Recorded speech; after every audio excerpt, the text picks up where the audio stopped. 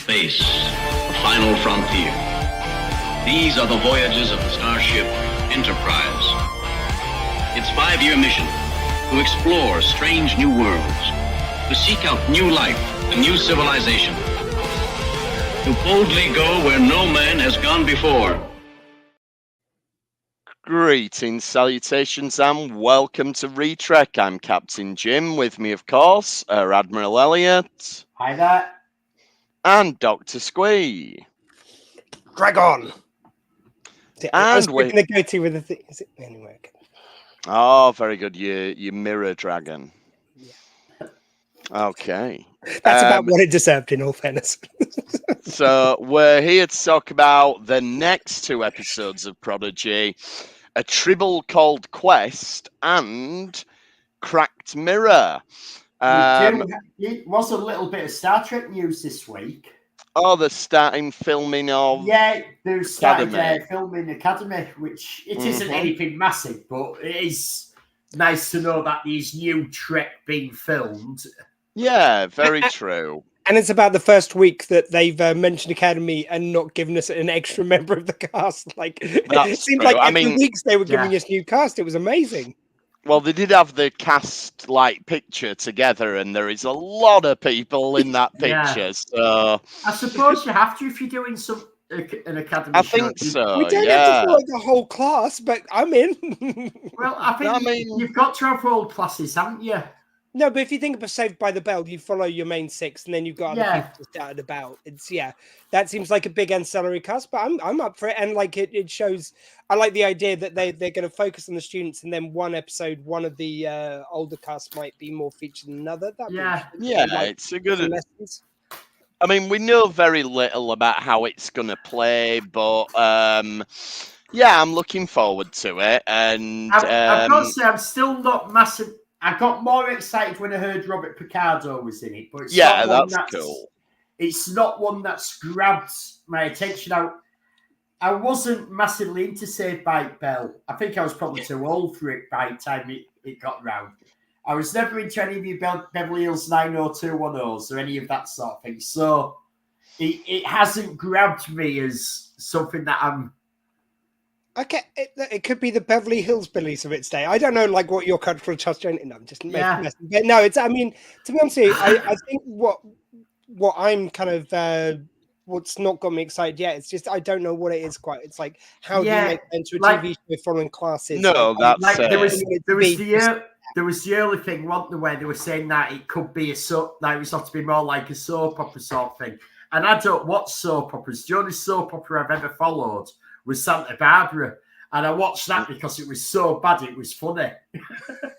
I mean, I'm hoping it'll be like, there's something dark happening at the Academy, like maybe a Contagion 2 kind of thing, make that whole series, or something like that could be interesting. Best case scenario is it's Buffy the Vampire Slayer, but Star Trek. Yeah, I could go for that. Yeah, that I would love. I just don't want it to be sort of, for one of a better metaphor, like Grey's Anatomy, but no, I don't. A different kind of engineering drama each week. I need something to be actually happening. It's way too early to say at the minute, so we'll keep an eye on it and we'll bring any news that we get. And of course, we will be watching it and we will be talking about it, whatever. Absolutely. Oh, obviously, if we could stick with Discovery Season 4, we could watch anything. That's very true. Very true. I mean, I think for me, I think it's the fact that usually when you hear about new Star Trek, all we've got is the title and then loads of cast announcements and not a lot about the plot. And usually a lot about the plot. The same thing we were saying about Section 31, really. Mm-hmm. You need what the plot of that is, not just Section 131, very cool, but tell us what that is as a story here. Yeah. Well, as I say, we'll keep an eye on it. But for now, we've got more great Prodigy to talk about. And we're a little bit of a step off the accelerator this week. There's still plenty going on. There's still great episodes. But after the fireworks of the last 4 episodes, which were both 2-parters, we're at least getting a little bit of a breather this time round. It is. It's almost like... If you were doing a binge watch of it and you had it on for your weekend, you put your Saturday aside, and you go, right, I've got up, I've had my breakfast, it's 9 o'clock, I'm starting to watch this. This would be maybe getting to tea time, and you're thinking, yeah, I could be nipping in and out of the kitchen and just watching bits of this one because it's almost 2 filler episodes. Don't get me wrong, they're really good filler episodes, but the filler episodes from the main story. Yeah, I mean, the one which was early in the series, which was less gripping for me. These two are kind of quite gripping episodes for 4 episodes about the main plot. Like, they've got legacy, like, one's got legacy with the Tribbles, which always is exciting. Well, they've both got legacy. And yeah, I was going to say, the second one is Time Travel Goodness, which like seems to be a sequel to a Voyager episode very specifically in a very weird way, even though the cause and effect are not connected whatsoever.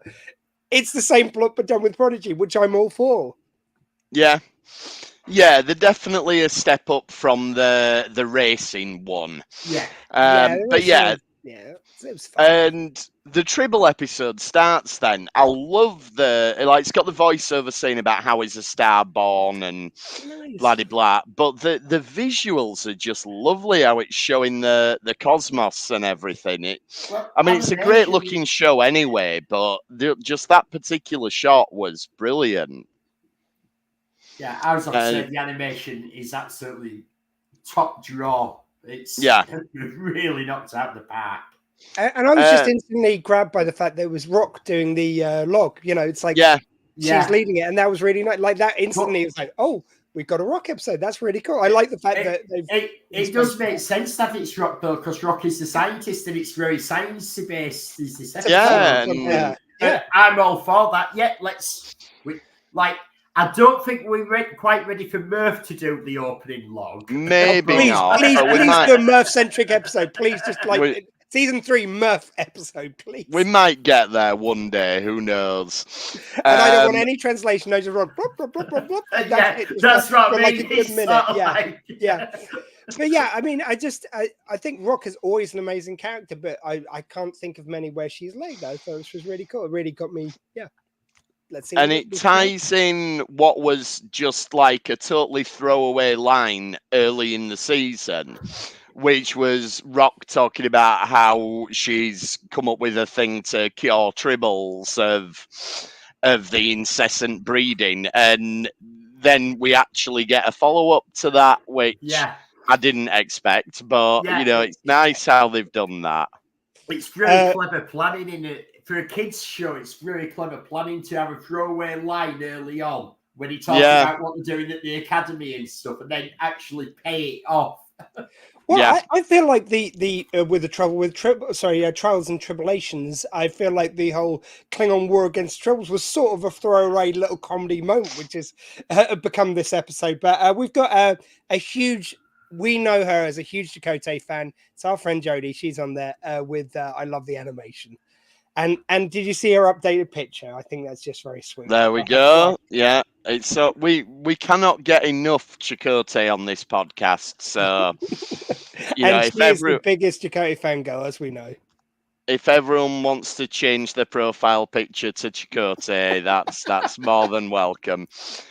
Speaking of Chakotay, though, I like that they carried on his character work from last episode. We established that sort of relationship between him and Dal, and they had that heart-to-heart where he completely denounced his time with the Maquis, but never mind. And Dal worked with Maquis. Oh, sorry. Let's be honest, though. Voyager pretty much denounced the Maquis. Yeah, it's true. First episode. They killed him off screen. Basically, it's like, the Badlands where all the Maquis died. It's like, sorry, what? Sorry. Well, it was the Dominion, wasn't it? DS9 explained it, but it was kind of brushed over even then. It was just like it was sort of just referred to past tense. Oh yeah, it was just like now the Dominion have reinforced the Cardassians. They've killed them all. But that was quite torn up about that. Yes, she was. Yeah, at least she acknowledged it. But it's just they never really tackled in any detail what happened. Like that seems like it should have been an episode somewhere. Even in flashback of what happened to them, precisely. I mean, not just the Dominion took care of them. Okay, they seem like a pretty big plot point to just kill off screen. I think it was one of those where they've done things with the Maquis. they'd set it up to do something. Voyager totally dropped the ball on it when it had been set up that they were going to have Marquee. They totally dropped the ball on it. And it was sort of like, well, we don't really need the Marquee in DS9. That was it in DS9. It was almost like another storyline that we've got too many other things going on to actually really do this massively. Like, we got the nice part with Eddington. Yeah. But it's like, I mean, as far as I remember, basically, they've got Torres just acting nuts. And then we find out it's because she found out before that. But I think we should have had her hearing a log, like, you know, and maybe had some flashbacks to them getting slaughtered. You know, something that's really, even if you don't show the whole thing, because they are like in the Delta Quadrant, like it's something which shows it and shows how horrific it was. And we should have felt her pain a lot better. Whereas she just like, oh no, I'm putting the safeties off on the holodeck. It's like, and doesn't really we should have. We should have had a scene with Chakotay going, oh, well, the Maquis never liked them guys anyway. And just carrying on with his day. But no, I was... And then it ties in nicely to his character in Prodigy. Yeah. I was going to praise him, though, for when he says nice work to Dal. He is taking on this kind of mentor role with him, which I really liked that. And I think almost around him, it is triggering the next sort of stage of Dal growing up, because he's grown up to become a captain. Now he's kind of got to grow into the position, what that means and what he wants for his future and everything. Exactly. I'm really liking the work they're doing there. But this episode's about the Tribbles. So they find a Tribble on the planet, and it's a bitey Tribble. And then it's giant Tribbles. And we get this sort of Indiana Jones sequence where they're running away from the giant Tribble rolling towards them. And we get Murph being cool, which is great, that Murph does the stretchy thing to save everybody. And yeah, it's just a really good fun action sequence. But it does mean Zero gets injured. So is Zero's new body as stable as they might have hoped that it was? I wonder if that'll be explored more. Well, let's remember when he got the body, it was said on the planet that they can't leave the planet. Yeah, they don't know what will happen, and now we've got vicious Tribbles attacking it. And basically, they said to him, it's like, make sure you're really careful with that body. And as soon as he's, of course, in that action, it starts getting damaged. Yeah. But there is a Klingon on the planet as well, which does reference the Great Klingon Tribble War. Which, if you're going to do these one-off TV movies, like your Section 31, let's have the Klingon Tribble War. Let's see it. Like, to be fair, they could do that instead of one of the series. You know, like it has been talked about before, sort of doing an anthology series. Yeah. I just don't know how you make the Tribbles. Apart from these Tribbles, obviously they're badass, but it's like the ordinary standard Tribble, which is sadly suggested is what they were dealing with before, because that's why this planet's an anomaly.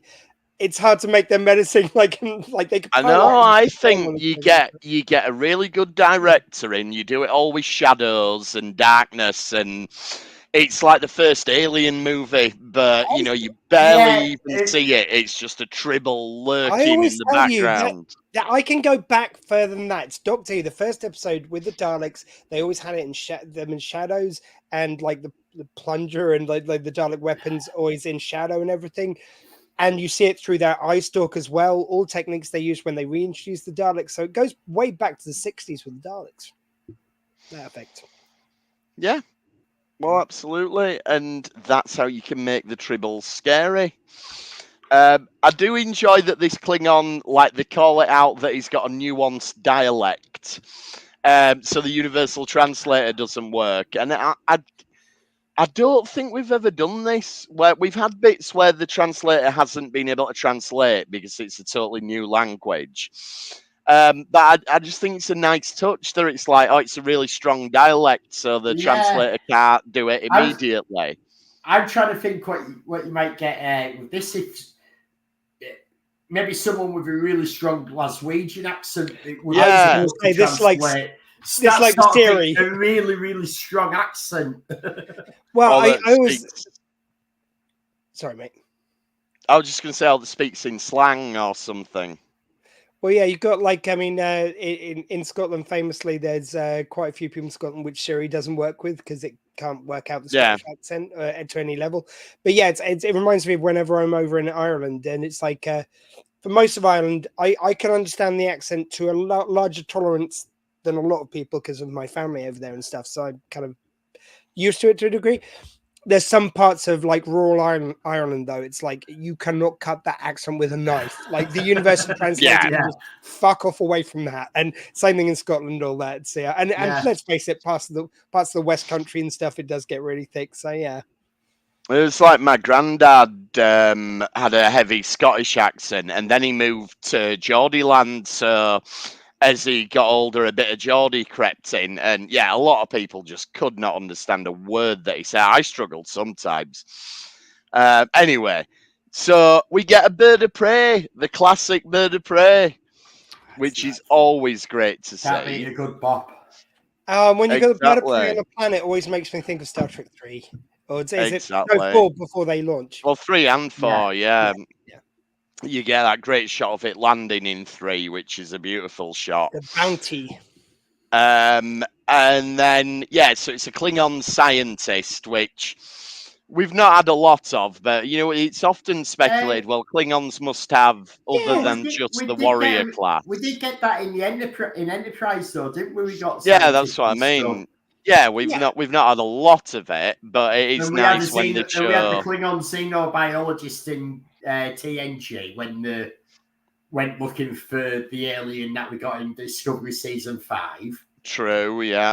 May I I believe you guys have raised the point that I think in some context you said that Chakotay might be a bit speciesist in some certain episodes. First thing he says to this guy was like, "Come on, scientists, don't get many of those." He really spikes that line very hard. Like I'm going, it's like, dude, okay, Jesus, that's a little rude, And plus, I mean, they must have some scientists. They've got ships and stuff. Well, I've always assumed the Klingons are a caste system. So the ones that we normally come into contact with is the warrior class because they're the ones that are out in the spaceships and all that. Yeah, fighting everything. But there must be a caste system for your other, like your workers and your scientists. They've got to have people who do things. My assumption is most of those, though, physical work. That's obviously can be sold as I think the one that I always imagine it more being like is the Minbari from Babylon 5, how their caste system. I was thinking that when you said that. I always thought there was it's mostly warrior, and things like physical work is still seen as warrior-like, and that's fine and everything. Yeah, and stuff like science, it's like if you can't do physical stuff in the battlefield for whatever reason, if you do science, you're still respected. If you don't, then maybe that's when you're seen as dishonorable. But it's still honorable work to be an engineer, even though it's not traditional. Though that the warrior class and the religious class and the worker class, they're all capable of fighting still. They are still highly trained, but they have specific things that they do. Yeah. And the thing is, the Klingons are a hugely advanced civilization. They've got warp travel, they've got cloaking device. Somebody's had to invent it all. Yeah. What's that mean? They're too honorable to take it from some other species or learn, or buy it. I think it seemed tacky to them somehow. Yeah, I've always thought there must be. But this guy's been sent to. Yeah, and that's my head. So this guy's been sent to work out how to defeat the Tribbles, and he came up with a plan, and straight away Rock can go, "Oh no, this is where you've gone wrong," because as we know, Rock knows how to do it anyway. Just while we're on this very, very specific bit, I think it was Elliot who said when we were talking about, did we talk about this kind of off mic on a thing about where this kind of comes from, the mutation? Because it seems to be a line from The Trouble with Edwards. I was thinking it's The Trouble. Well, I was thinking that'd make more sense. Instead of the cuddly Tribbles that we got in Trials and Tribulations and The Trouble with Tribbles, because they always came across as quite cuddly, even though they bred quite a lot. But when we saw The Trouble with Edwards, how they suddenly became meat eaters, and also how the bred's hugely fast. because he talks about like how he changed the chromosome and that's why they breed so fast. So it's like, because again, I'm sure we had this conversation off mic or something about like, is this okay to do? Because like, are they interfering? But then we figured out because Edwards already genetically modified them. Yeah. This is okay. Or were we talking about another episode? But this all rings a bell. But certainly, kind of, it sounds like what she's talking about is basically rectifying stuff. Which I'm sure there was a line which he said which was similar to what she's saying. Yeah, because like, and I got the impression in this episode that it was the Klingon, that it was him experimenting to try and wipe them out, and that's why the ones on this planet are like this. Oh yeah, that bit. But I mean, the solution which she gives, I think, is the reverse of what Edwards does in the first place to make them breathe really fast and stuff. Yeah, the trouble with Edwards is set before the trouble with Tribbles as an episode. Yeah, and that's where they're coming off the first planet and where they sort of get out into the galaxy because of him, because he's discovered this species that breathes like this. And his experiment was literally to make them breathe faster, but make them really tasty to solve a food problem. And they do mention. I like the. Go on. No, you go, mate. No, go on. No, you. No, I was just gonna say I like the way they sort of dovetail everything this episode. Like, we're here to find this thing that we need to make the sun, but it just so happens that that's in the Tribble nest. So I like the way they dovetail the two things that you've got going on. Yeah, and I love that they describe it as a problemtunity. Yes, which is they basically taken that from the Simpsons opportunity.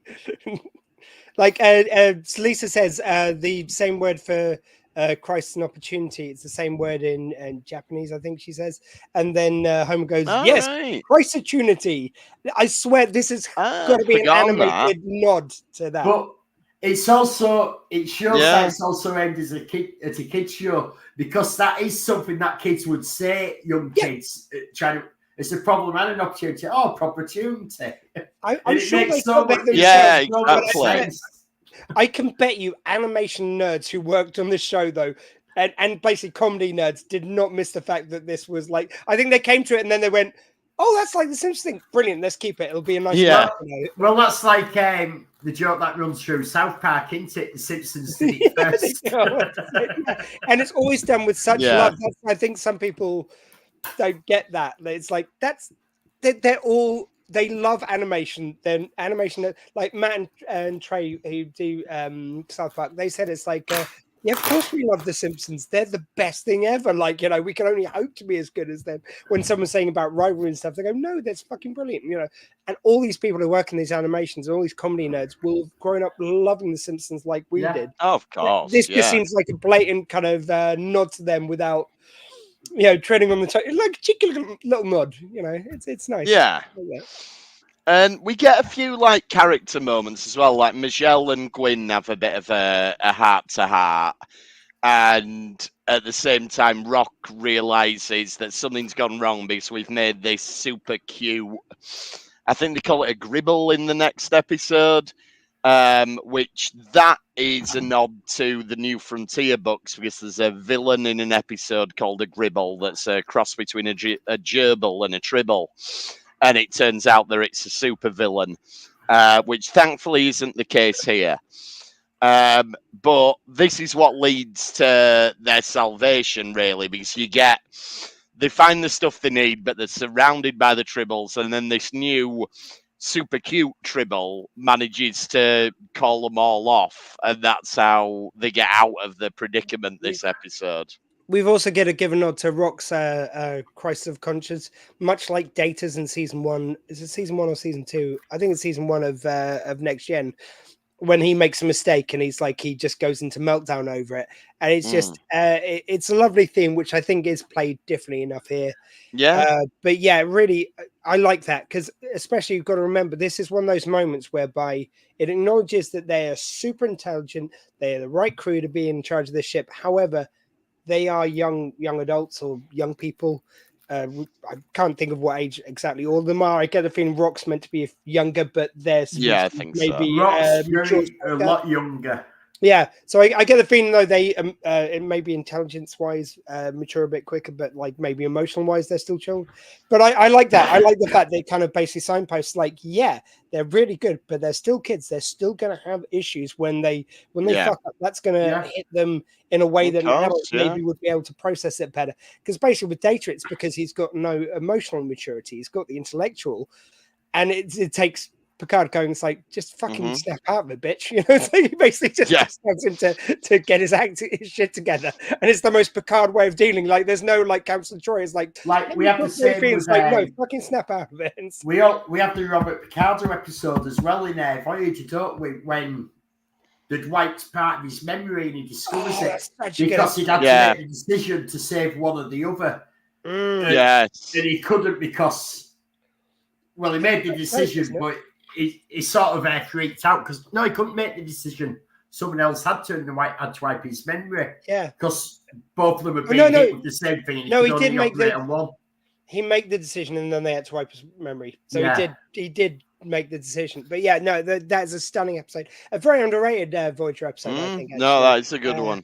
I can't remember what it's called, but I think isn't it called Hippocratic Oath, or is that another one? I'm not sure. DS9. But you had it where his memory had been wiped for 3 years. Yeah. And they kept wiping it every time he discovered that it was causing problems with his memory, why he had to remember. And he actually reads, it's what I'm thinking of, he reads, I think he reads the bit about the Hippocratic Oath in a book or something like that. Probably, yeah. That's probably what I'm thinking of, because you're right, it was the quickening storyline with Hippocratic Oath, but that's not the thing. So I enjoy the Klingons singing the Klingon victory song at the end once the Tribbles are driven off. I do love this. I know we only get references to it here and there, but the fact that the Klingons do treat the Tribbles as mortal enemies is just great. It's one of those just ridiculous things, but they play it totally straight every time it comes up, and it's brilliant. And I think this episode's just unashamedly sweet. It's just a sweet episode about it. It's got Tribbles in it, which are always fun. You can always get comedy out there. You get the Klingons versus the Tribble, which again, always fun. You get some serious moments. You get some hike. You get like emotional growth in it. And at the end of it, you have obtained the Protostar star. Yeah. That moves the plot forward as well. It's a really nicely placed and nicely pieced episode, I would say. It is. It's very good. And it leaves us, as you say, ready, latent image. That's the episode. Thank you, Chakotay. Thanks, Joe Chakotay. Oh, that's a good one. They set a course back to Voyager, and that's where we leave them, which leads in nicely into the next episode, where straight away they get back to Voyager, and Chakotay's cleaned himself up and got his uniform on, and the subtext of Chakotay and Janeway has more or less just become the text here, because Chakotay's lamenting the fact that I've dreamed about seeing her, but I wished I had 10 years later and that I hadn't gone grey, and so it's like, well, they might be more the same age now, won't they? Well, they are the same possibly, age. Yeah. Yeah, I always thought she was older than him in Voyager. Oh, I never considered that. I'm not sure, to be honest. Sure. Oh, because he'll have. So he's grown.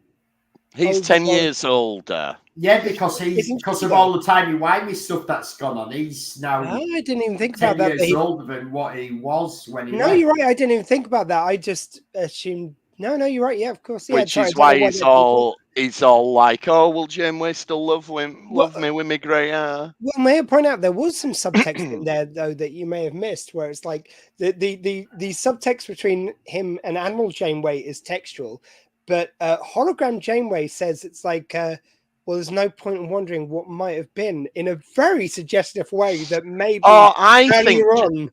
I think Chakotay's been knobbing hologram Janeway for 10 years. I know. I think without a doubt.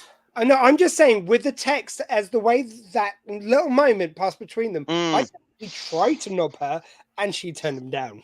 No, well, it's been not been hologram Janeway because he could have very easily just altered the program to let him. Well, that's it. Well, maybe he's been wiping a memory of it. I was going to say, she don't know. To her memory, the way she delivered that line, to her memory, it hasn't happened. The thing you're saying, yeah, that's possible. But I'm saying, to her memory, that suggests that she was saying to him what might have been, as in, this never happened between us, according to her anyway. That's why, that's why you didn't. 10 years. That's why you did. Really interesting line to put in there. I agree with you. I'm being facetious. Oh no, but I think that's why Chakotay didn't go with Dead Bird Guy, because he was like, look, last time I was marooned on a planet with just Janeway, they only went and found the fucking Vidium with a cure, didn't they? I'd have cracked that case once that monkey died. I'd have been fine. Do you know the problem is they had on the holodeck holographic monkey. So that's it. That's the problem, yeah. But no, it is nice that he smartens himself up and everything, and he's ready. You know, he wants to impress. And I enjoy Holo Janeway making a laser pointer to play with the gribble. That's good fun. So cool. And I love it's like she even says like, "Oh, I'm usually more of a dog person." Q Willow. Yeah. She'll have been programmed. Yeah. That was really nice. Like, I just thought it was a lovely touch to bring in a reference to Molly the dog, I believe. Yeah. And then we get the Doctor greets Chakotay, very happy to see him. But we find out that Jellicoe's actually in charge of this, and Janeway went into the wormhole and died. Yeah, this was quite a nice little switch and bait, I thought. Yeah. How they did this, because when the first beam over, you think, yeah, there's nothing wrong, because the Doctor recognises them, he recognises that they've gone off looking for Chakotay. Yeah. He knows they've found Chakotay, so he's all thinking, so you get the impression, yeah, everything is normal, and then it hits you with the Admiral. Yeah, it's really well done. As with all these like Mirror Universe episodes, it's just always lovely the cameos you can bring out. So like you get Jellicoe back. I mean, he seems a more obvious like bring back than our later person who pops up, which I won't foreshadow too much. But it's like, I mean, I didn't see him coming back once, twice. I mean, I love Star Trek from this. It's like they really, Star Trek is just having so much fun with bringing back characters like Locarno. Like, who thought he was coming back in that was the beauty of doing animation is that you've got these legacy characters you can bring back that, like, let's be honest, some of these characters appeared 40 years ago nearly. You don't have to worry about the actors aging out, about the age and all that, and how old they look. As long as they can still sound the same, you can make them whatever age you want with animation. I mean, in all fairness, this is a number of years later. You know, pretty much they can be those ages anyway. Yeah. But it's just, but like you say, you can bring back anyone in any time frame, and it just works. Yeah, it's great. But yeah, I mean, the one thing I also enjoyed is, as I've said, the one thing about this series of Star Trek is it is bringing every mode of time travel ever mentioned in Star Trek, even briefly. So now you add to that the Twisted, I believe, was the name of the episode, or no? That was another one. The Voyager episode Twisted, where things were different at different parts of the ship. Yeah, was that Twisted? I thought it was season 1, where it was like, or series. That 2? Is season 1.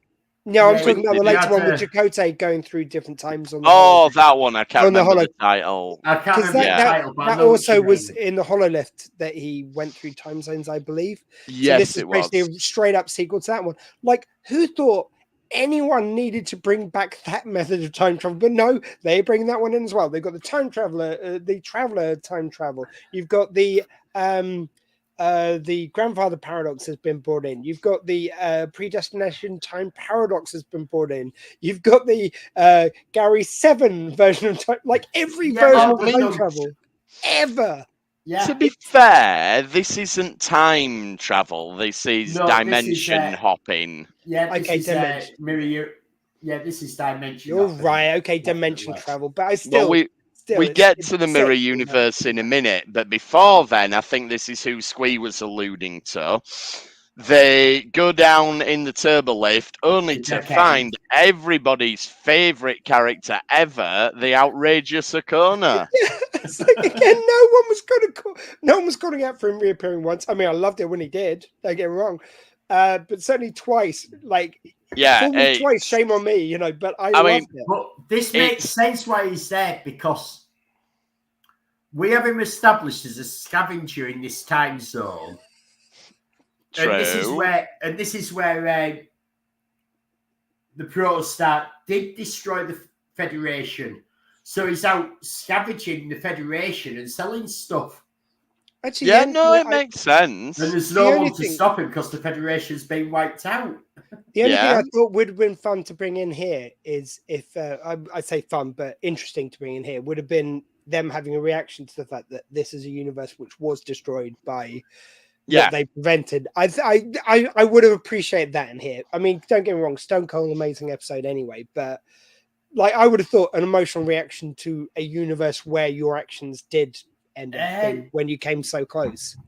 I think that because they've established that the alternate realities already, that you don't have to put any emotional context for them being to blame. Because they're in a different reality where, them in that reality are to blame or have some responsibility for it, however you want to frame it. But they know that they are not to blame for this. They are just in a different reality. Yeah. They're not.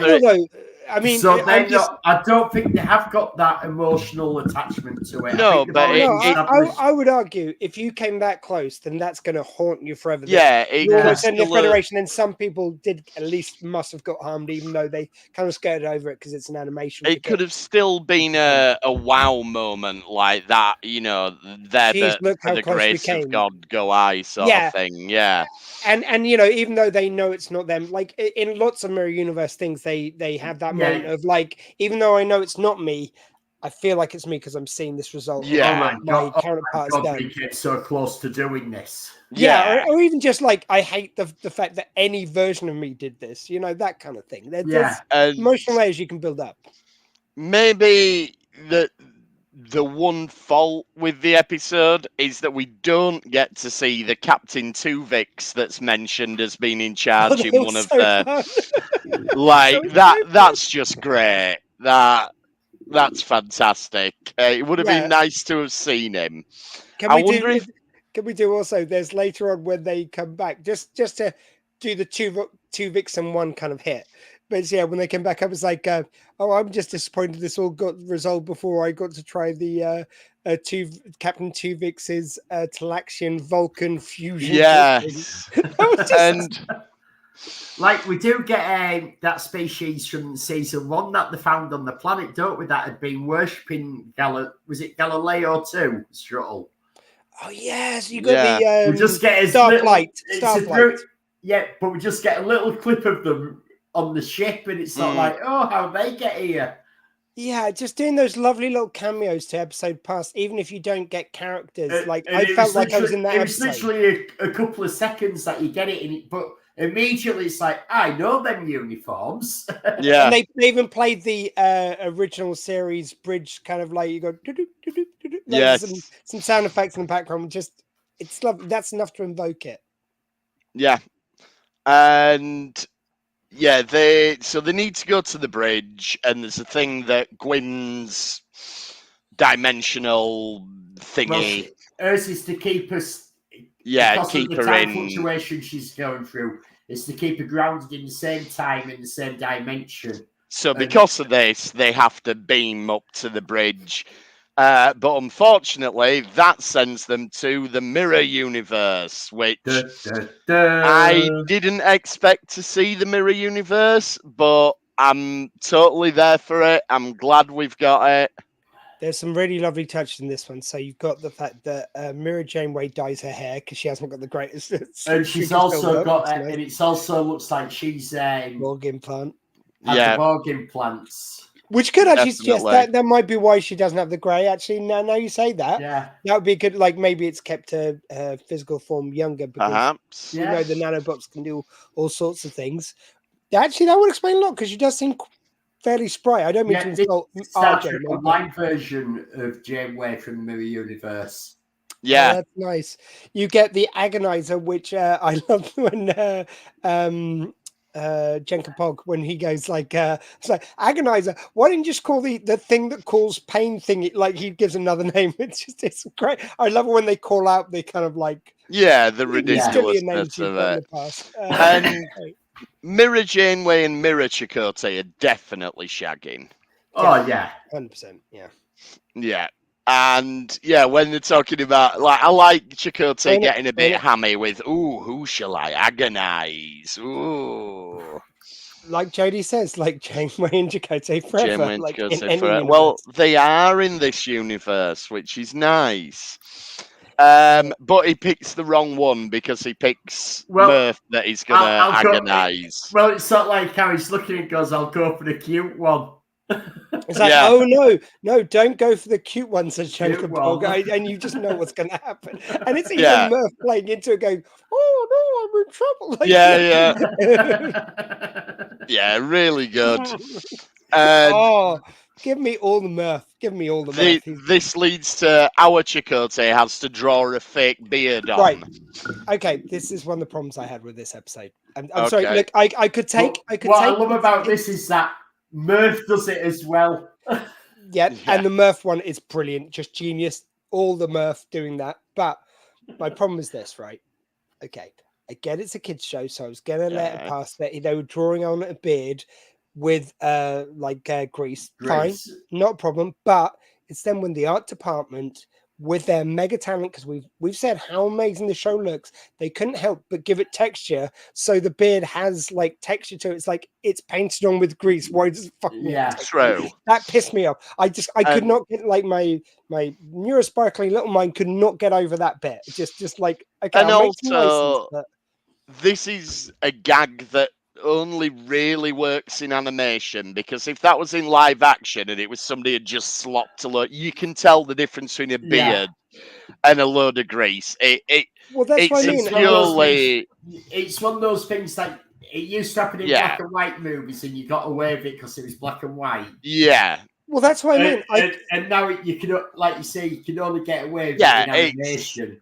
And I was willing to that's the step I was willing to take. I was willing to take that leap of logic for a fun animated little joke, and it also calls back to the so rightly says it calls back to the days of black and white. I think that is an in joke on many levels. But then to add texture to it, that's when you fuck up the joke for me. But I think it also plays into it being a kids show at the end of the day. That kids do that when they go dressing up, and it is just painted on.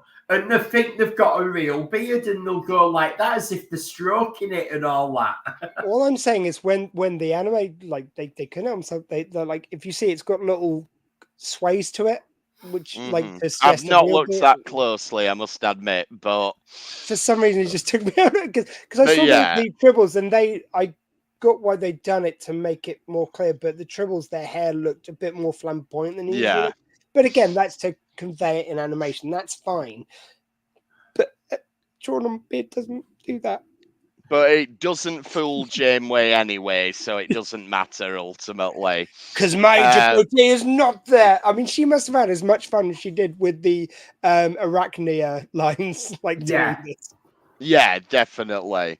And I love the bit, even the whales are evil. Oh, there's a great line. Even the whales are evil. And they get to call back to it later as well.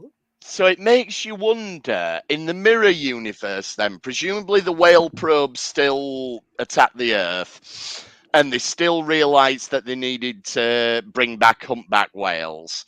Yeah. But I imagine Star Trek 4 played out very, very differently. Did they just go in all phases blazing, steal the whales, and it'd probably been a lot shorter? No. Yeah, no. The whales themselves, when Spock does the mind meld, the whales go, yeah, I'm fucking going with you, sure. Yeah, let's fuck up this planet.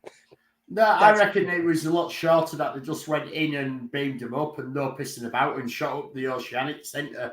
Yeah. And the whales being evil, they were up for it. That's probably, yeah. Yeah. And also, I mean, if you're a fan of the Mirror universe, last time chronologically, last time we were there was the end of Deep Space Nine. And at that point, the Empire had pretty much fallen completely.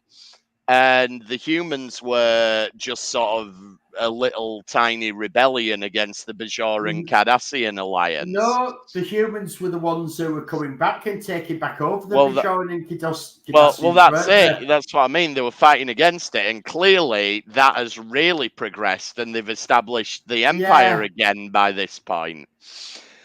Which is nice if you're a fan of. I've got a funny feeling with the mirror universes that there's actually several mirror universes that we pull from.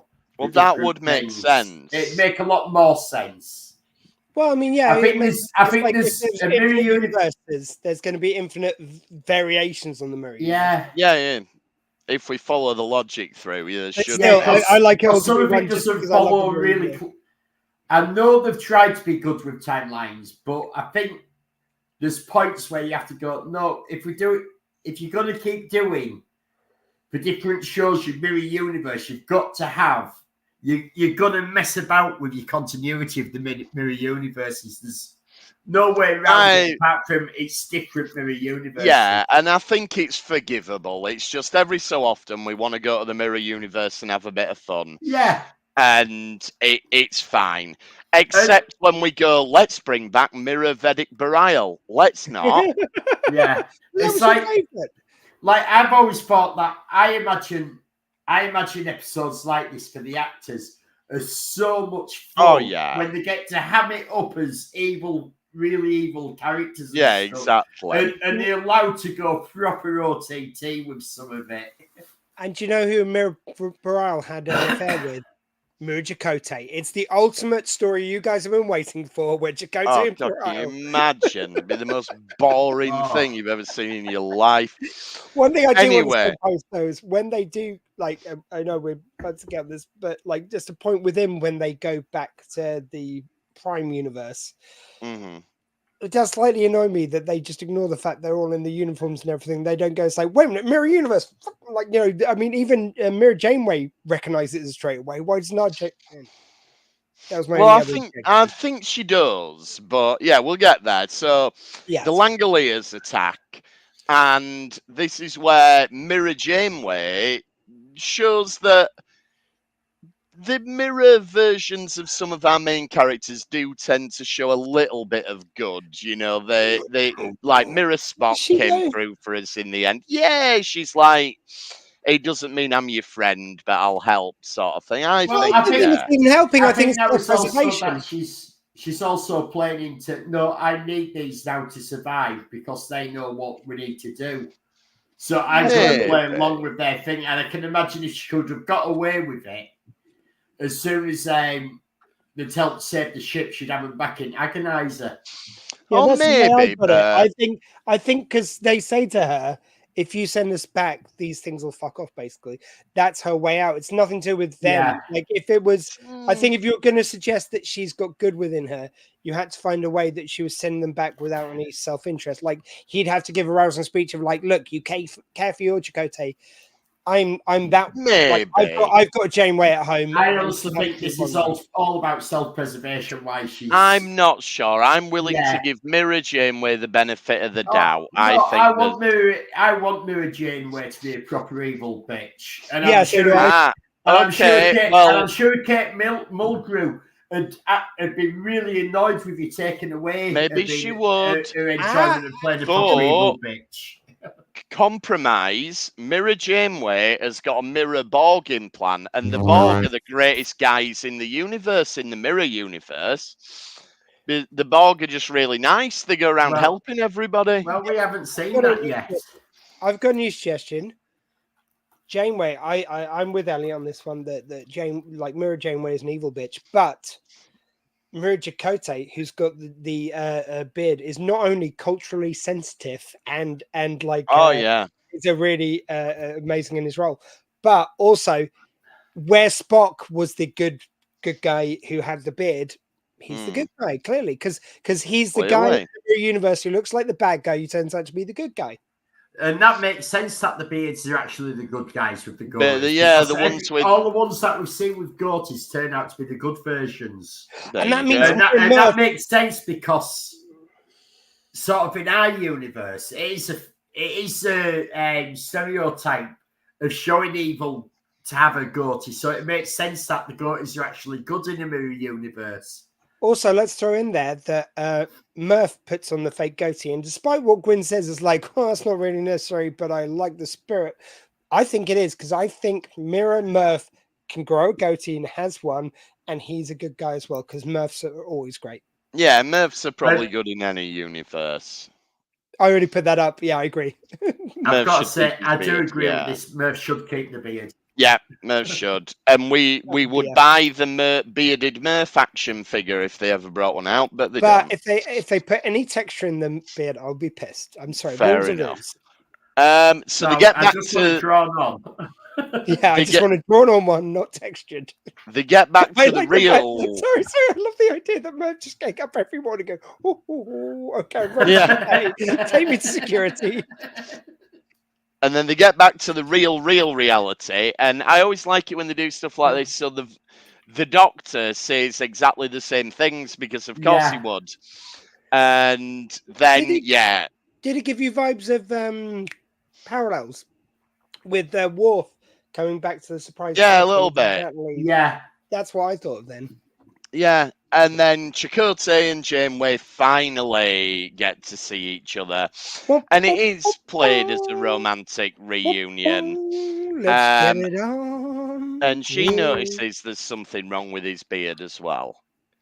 Yeah, I just thought it was weird that they didn't call out the uniforms. Again, it was a very minor point, and I love this episode. Yeah, it'd be like if they'd have just said something like, clearly you've got a story to tell, or something like, some acknowledgement that, right, you've not just got off a shuttle, wait a minute, are you from the Mirror Universe? No, we can explain. Yeah, if they'd have just shot him on sight. Yeah. As soon as Chakotay beamed on, they just went, Mirror Chakotay, and just gunned him down. This is so good. That would have been good. That has really been a golden up. This is not your dream episode, you two. No, clearly not. I would actually loved it if they go, it's like, wait a minute, mirror uniforms, and they act really mistrustful. And they go, oh, it's okay, we can explain. And they did they did an animated freeze frame like it was the original series ending, like they're all that'd be good. We just need the director's cut to come out where Chakotay gets gunned down on so you're doing the Chakotay gunned down ending. I'm doing the original series mega happy laughing ending. There we go. We can do a Wayne's World of this because it's a parallel universe episode, so all these endings happened in different timelines. And then Gwen and Dal get a really nice moment at the end as well. So we don't totally overshadow the main crew with Janeway and Chakotay. We get this nice little moment with Gwen and Dal as well. Another really, really strong episode. You also had a moment earlier where I forget which of the two episodes it was, but there was a lovely moment where just Gwen just very kind of like, it was lightly done, but Gwen puts a hand on Dal's hand, Dal's hand to reassure him, and it's just they don't spike the moment. They don't have a commentary on it. That was just a nice moment. This episode when he was saying that you need to stay here on this step. Yeah, and it's just really nice because you have to be in trouble of going up. I don't want you to risk it. She's like, no, I'll be fine, and then puts her hands, and it's like, trust me. They never overspike those moments, but it's lovely that they put those there throughout the series. And I know we haven't talked about all the episodes, but I wanted season 3 to explore some of this shit. We do need season 3. We do need it. Season 3. Each day I'm like, I don't know what the viewing figures are like on Netflix for it. Nobody. We never hear. We only hear it's renewed or it's cancelled. Yeah. And if they're going to cancel it, as I hope they don't, I hope they at least do an announcement so we're not waiting. Like, I hope they don't just let it go. It's probably one of those that I imagine this is one of those series that has done well enough on Netflix that if it was a Netflix show, normally it'd have been greenlit already for season 3. Probably. But I imagine there's a huge amount of politics involved that Netflix has said they'll buy it. and they want an option for a season 3 if they want it. But I bet there's a lot of politics involved. I agree. I think it's the only reason why, if this was a usual situation, I'd be like, well, after this time, it's definitely not happening. But because, like you say, the politics and negotiation which would be involved, how it would all work itself out, it could be that they're having so many conversations. Like, we don't know. Well, there was a whole thing of when season 2 went to Netflix.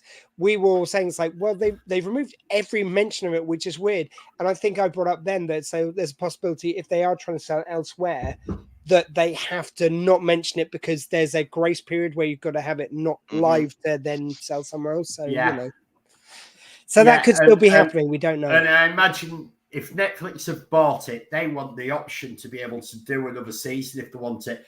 And it's one of those that I imagine that Netflix, even if it hasn't had the viewing figures they might want, might go, this is worth spending the money just to have an exclusive Star Trek that CBS can't touch and really... The fuck us over with Discovery. The fuck us over with this. Let's fuck them over and back. I can almost guarantee that there's there will be at least a healthy chunk of people who have signed up to Netflix. Whether it's enough or not, there'll be a healthy amount of people who sign up to Netflix just for Star Trek. Yeah, you would think. I think my viewing on every episode at the moment is about 5 times with the rewatches for these shows, because I inevitably end up watching the next 1 or 2 afterwards. Yeah. Because I forget to turn it off. And then I watch them again and again for our episodes. And I'd already done a complete watch through. Well, despite our high praise for Prodigy, we are taking a break from it next week. We are. Because as we're recording now, 2 days from now is the actual date of the Bell riots from the DS9 two-parter past tense. Wait a minute, how can you know it'll be happening in 2 days? Do you predict a riot? Have you seen the news? And I know I've done that joke 2 weeks in a row. I don't care. Sorry. That's have you fine. Seen the news of the state of the world? I think we can Exactly. almost guarantee there'll be a riot somewhere. It is so troubling how prescient this is. I mean, like, Star Trek really is sad, but obviously Star Trek's done so many things. There's always going to be a moment you can point to, like The Simpsons, where people say it's like, oh, it predicts the future. It's like, no, it's done every single moment. So of course it's going to be exactly. But the fact that the Bell riots happens to be within a month still, I believe we are, from riots here in this country. It's pretty close to home in some ways. But, yes. And I hope, but I don't expect that this golden age, which happens in Star Trek's going to come out of it. Well, we'll find out next week. Next week we will be covering past tense parts 1 and 2. But it also worked nicely that it's also our 250th episode. No, we predicted it. We planned this when we started, like you said last week, Elliot. Absolutely. There is a master document of every it has timed really nice that we can do a special for our 250th episode. And in the meantime, if you want to get in touch with us, we're at RetrekPod on X, we're retrekpod@gmail.com. We're on all the social media, including Retrek Model Studios at YouTube. I have 2 videos I'm trying to get together, but as I keep saying, I'm busy moving and I've got other things. Check out Elliot's past work on there. There's absolutely. And then Dr. Squee, what have we got going on the Dr. Squee show? Well, similarly, I'm also taking a week off. I just got back from LARPing this weekend, which was magical. Big shout out to all my LARPing brothers and sisters and siblings. Amazing time. But yes, I'm going to take a week off. So go youtube.com/Dr. Squee. Pick out your favorite interviews. There's loads with Star Trek stars, including the re-release of a few Star Trek people, including Patty Yatuzaki, which I will no doubt butchered her name. But just go and check out something. There's always something good in there. And thanks for trekking with us this time. We will see you next time on the Retrek. Let's fly. LLAP and drag off! Biddy, drag off!